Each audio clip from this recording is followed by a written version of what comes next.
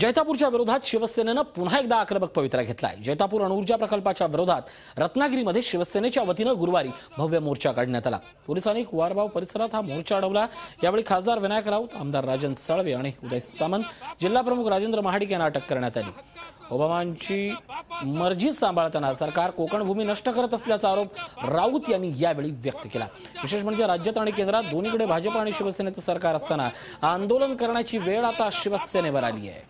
कोकण आमच्या हक्काचं नाही याच्या बापाचं, कोकण आमच्या हक्काचं नाही याच्या बापाचं, कोकण आमच्या हक्काचं।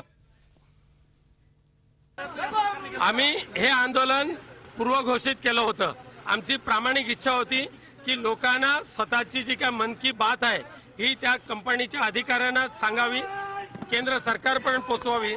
पण दुर्दैवाने या कंपनीच्या मर्जी खातर या पोलीस प्रशासनाने आम्हाला याच ठिकाणी अडवलेलं आहे आणि लोकशाहीच्या अंतर्गत असणारा आमचा अधिकार ह्या अधिकारावर आघात केलेला आहे।